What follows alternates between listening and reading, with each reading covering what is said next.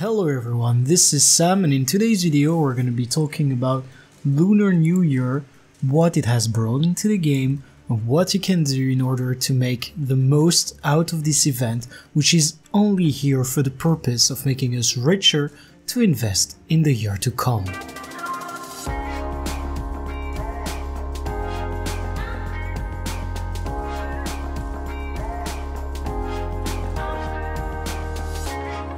Before anything else, I would like to apologize for not having prepared a video before the event. I am currently quite busy IRL, which translates pretty poorly into the time I wish to give to this game and to the content that I make for it. Of course, I will try to get back on track as soon as possible once I will be settled in Paris, which is my next destination. So what I would have talked about as for the event if I had made a before video would have been to invest in fireworks, stash luck, pile up some gold and setting up alt accounts. Now what I can do is, however, talk to you about what you can do during the event in order to make money or to prepare your investments for the month to come. You must first analyze drop rates and then start considering what you will do to make gold as the event unveils. For example, you can be crafting the back pieces, buying envelopes, and doing the daily activities for a constant stream of gold. The other thing that you can do at the end of the event is look at what you believe would be a good investment for the month ahead, as well as opening all of the envelopes you have stashed at the highest magic find you can possibly go for. This means, in our case, going into the silver waste and opening your envelopes while under as many buffs as you can to get as high a magic find value as possible on your account. More specifically, when I mean stuff that you can do during the event to make some gold, I have as an idea to make back pieces. The recipe for the back pieces is rather simple. You buy the rare back piece of the current year, which in our case would be the boars. Once you have that rare back piece, you just need a stack of essences of luck, fine rarity, 25 Lunar New Year fireworks, and then 20 Elonian ones. Then you can sell these back pieces at a pretty hefty price, meaning you get decent profit for the luck you put in. This is not the main gold maker of the event, however, that being the buying of envelopes and the opening of them.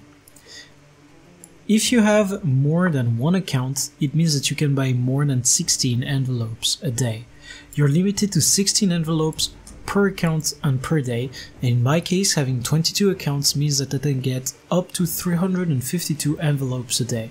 If you're interested into what it can look like when you open them, I will be making a video towards the end of the festival, hopefully on the day it ends especially, so that you can see just how much gold I will be making from how many envelopes I have opened. Now, speaking about the other things you can do during the festival, you should always have a look at the tabs that are made available to you at the vendors. We're particularly interested in the superior rune of fireworks, as it is a rune that could be pretty good for roaming to War vs World, especially on classes that do not have access to swiftness as a baseline in their build. It also has some rune duration and some good power damage, which makes it definitely a good pick for roaming. I will personally buy that recipe for my account, and I will be using it to make some money when the festival ends. This already leads us into thinking about what we want to buy for when the festival is over. Personally, I will be going for some fireworks because they're going to be used in this rune as well as in making the back pieces. Of course, this is not the only investment that can be worth it, and I am pretty sure that you guys will have some ideas of your own, and if you don't, you should have a look at the supply of foods and the way at which they are supplied during the festival and extrapolate that data to know whether or not they're a good investment in the future. Aaron and Ed has already said that they have upped the drop rate on the delicious rice bowl and on the other foods, but still, it would be interesting to look at it by yourself. the last day of the festival would be the best day to have a look at them, because a lot of people will be waiting until the end of the festival to open their envelopes, and thus a huge part of the supply will only hit the trading post during the last day of the Lunar New Year. Now, finally, if I wanted to pick one last thing that you guys can have a look at, and try and make this video not too exhaustive so that you can still have the pleasure of figuring out stuff on your own, I will be talking about Drubert. Drubert has always been a major annoyance to us during festivals because he requires quite a bit of money to be spent and doesn't give anything worth it. However, this time around, Drubert's Ghost actually takes our essences of luck and gives us a measly few silvers for it. If you were to want to risk your account in face of the TOSs, you could set up a macro giving you up to 42 gold per hour. Doing it by hand means you will be getting less gold, but also that your account will be TOS compliant. Now, Ironinit hasn't said whether they were okay or not to such a macro, but when you are not sure, you should always assume that it is wrong. If you exchange essences of luck to him, he's gonna say thank you, which we don't really care about, but he's also going to be giving us participation in the New Year New Quaggan achievement, which upon completion gives us 7 silver and 4 copper. Now, of course, this isn't a huge amount of money, but it is still something for the luck that you might have stashed all over the years. I personally get quite a bit of luck through normal gameplay, so this is more than welcome as a way to get rid of it. With this, I believe that we have covered most of the bases of the festival, and that the rest can pretty much be swept under the rug or discussed through other means, such as our Discord, which you should be joining if you haven't yet. If you wish to support me on other medias, you can also follow me on Twitter, or try and catch me when I do streams on Twitch.